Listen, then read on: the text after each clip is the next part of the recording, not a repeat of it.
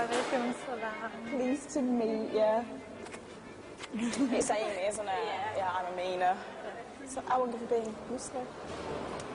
4 weeks. Oh, right, new. Oh, that is I know. Yeah, so it's all a bit sort of scary. Everything's really new. Yeah, it's like... What do your family think about it? They don't know yet.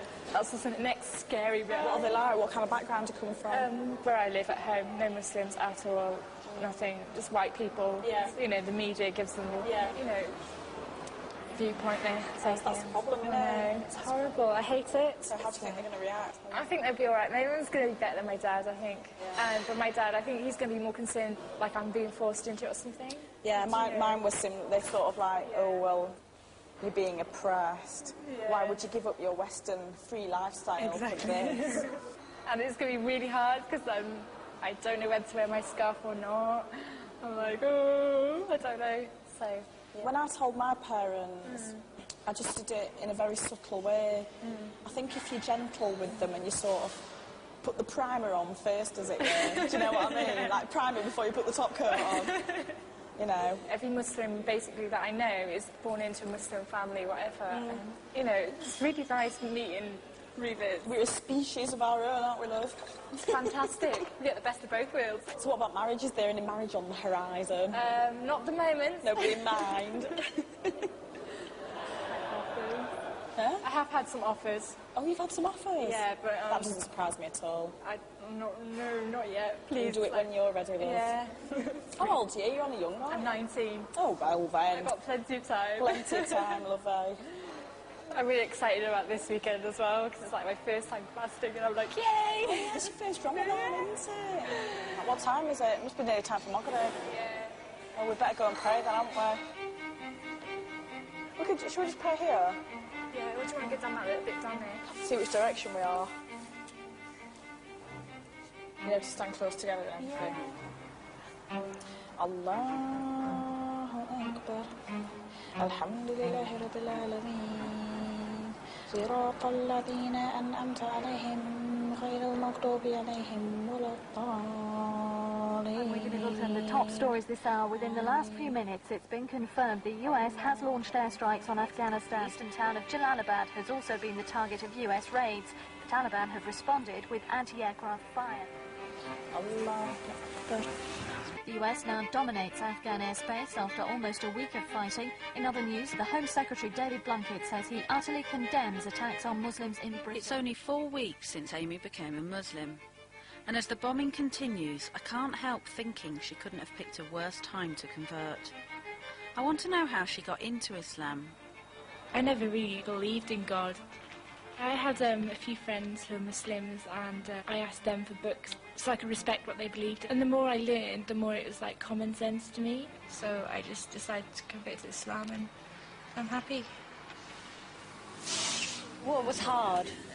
Walking into university with my hijab on the first day, that was hard because everybody was like, what's she done? What's she done?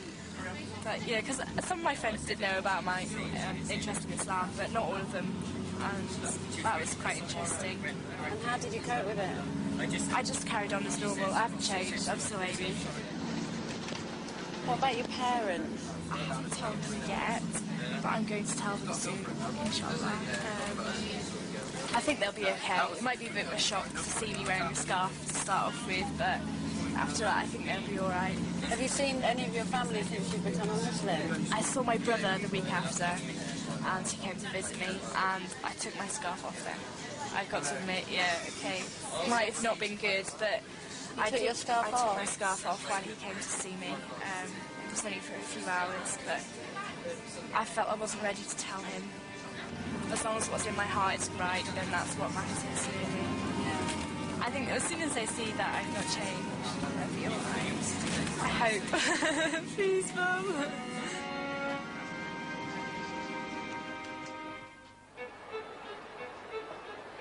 As a new Muslim, Amy's had to change her whole lifestyle, and that includes her wardrobe. So where are we going, Amy? We're going to Tyrak to look for some scarves. Usually I can find some I really like. Oh, we're going down here, aren't we? Most people wear the sort of black ones, don't they? I find them too boring. So are there sort of rules about what you can and can't wear? See-through ones are not a good idea because they're like obviously showing your hair. I can't wear that because you can That's see really straight through nice. it. But it's really pretty. It's just a shame, but... And you're not allowed pictures either, like of animals, like dogs. No, no, no. Do people comment on them? Sometimes some comments I've had, it's like, oh, it's too bright, it makes it really pale, blah, blah, blah. But I think it's only people who can't like actually handle the fact that I am Muslim and I'm white as well. Do you think that's harder for people to accept? Well, being white and Muslim, I think so. Right. There we go. Have you got a mirror? Yes, it's just one on the Thanks.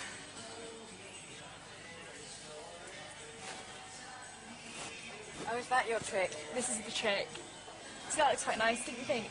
Yeah, I do. I like this colour, it's nice. And how did you decide what style to wear? I just copied my friends. Because I find, like, you know, some people, they put a pin there and then they take that bit up there like that. I can't do that. It's too complicated. So what do you do? I just put a pin, like a safety pin. Did you worry about looking nice? No, I don't care how I look. No. Can I have these, please? Thank you. Taliban positions, specialist US forces have also... It's Amy's first Ramadan, the month when Muslims fast between sunrise and sunset. Every evening she meets with the University Islamic Society to pray and then break her fast. As prayers get underway, we have a problem. Just like in a mosque, men and women are strictly segregated. So with men on our crew, we're not able to film Amy praying. Have you asked some of the sisters that they said no? They weren't happy with the guys going in the sisters area. It wasn't about what we were... Yeah, you can't do that either. So. Could we pull a curtain aside and film from this side, just a shot of Amy? Just a shot of Amy, yeah, I think we can... I mean, the thing is, you go to lectures, everywhere you go, you have to mingle with men.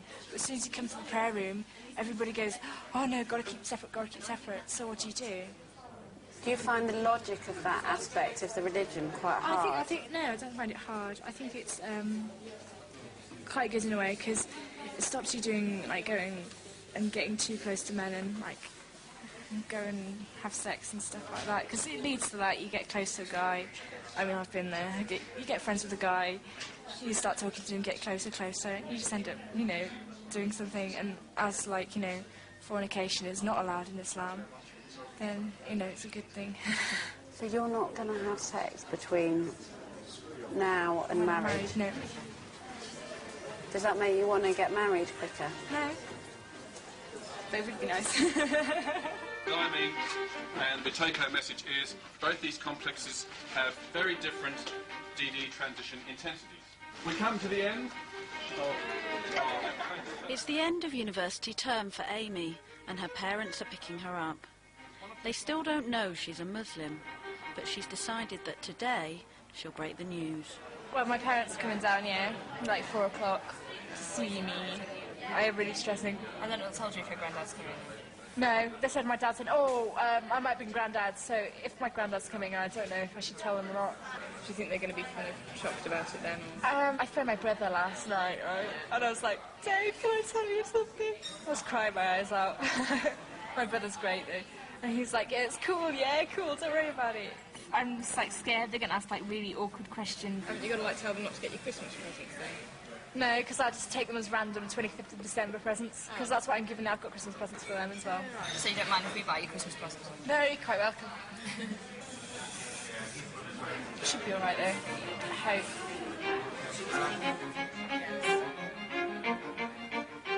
The longer I know Amy, the harder it is to imagine her without her headscarf. I want to see the girl her parents expect to see. She invites me round to her flat to show me photos of the old Amy. Hi, come in. I like your slippers. Yeah. This is my room. Is it in here? Oh, this is a good one. This is probably about 4 years ago. Raunchy. 15. Don't you miss going clubbing? Yeah, but I just put my radio on and do it in my room. Is it not allowed to go clubbing? It's not allowed to be in places where there's alcohol and guys are like on the pool and not a good atmosphere. This is the guy I used to fancy. It's a very well-handled photo. Yeah. I don't know why I've still got it, actually. I don't go for blondes anymore. No blondes, thank you. Thank you. Did you used to have boyfriends? Oh, yeah. You miss that? No. Well, in a way, I miss the hugs, yeah, but that's it. But I get my hugs off my mates. I'll have that all when I get married anyway, won't I? So this is when I went out for my birthday. That was the start of May. Are there quite a lot of people back in your hometown who don't know you're a Muslim? Yeah. Yeah, loads of them. So it's quite a big time for you now, really, isn't it? Yes. Have you been worrying? A bit, yeah. A bit, a lot. Yeah, about them coming, but it'll be alright. It'll work out. I'm sure it will. A bit scared. Are you? Yeah. It'll be alright. I wish they'd phone me, actually, tell me they're on their way. Oh, they're going to be here in like half an hour, so... Understandably, Amy wants to tell her parents in private. We agree to meet again when everyone's had time to think it through. Good luck.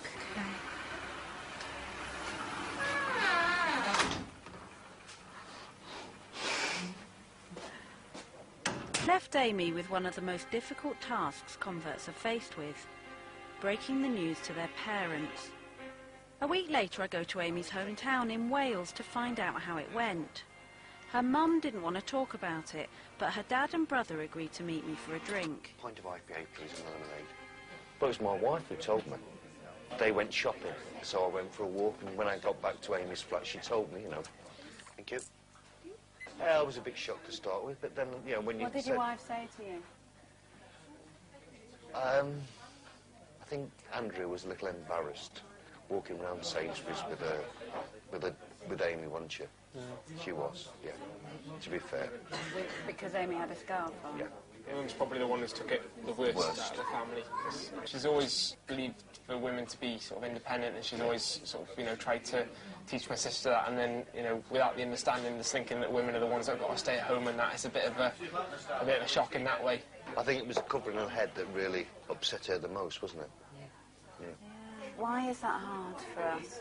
I don't understand it personally. The way my sister's explained it, it's like, you know, to wear the headscarf is to sort of keep you special for your sort of loved one. But I don't understand why a headscarf keeps you special in any way. What about when you first saw her with the scarf? It didn't bother me much at all. No, it didn't, no. She gave me a few books to read. I haven't read them all, I've only read a little bit. But I can see, you know, yeah, why she's done it, yeah. I mean, I think she's, because it's a complete way of life, isn't it, she's doing? And she seems very happy with just that complete way of life. Do you think there was a side of her that was kind of like, didn't feel like she fitted in, and so was looking for a different path? Yeah, you know, she never wanted to go out and, you know, get drunk and go to nightclubs and all that like her friends did, you know? And in that way then she never sort of fitted in, you know, and now she does, because she's got people around her that sort of do the same thing as she does, you know? I suppose living in Pembrokeshire was a bit of a square peg in a round hole, wasn't she? She comes across as a lot happier now than what she did when she was in school. Yeah. Yeah, she does, yeah.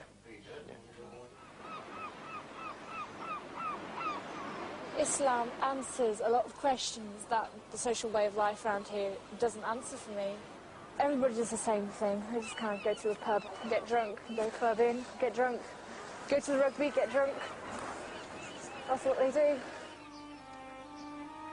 I didn't want to go out to the pub. I didn't want to go and have, like, so much to drink that I couldn't remember what I was doing. And that's when people started to find me a bit strange. And I started not to get along with people around here, really. And that's quite scary, because you think I'm alone. I'm the only person around here who's like this.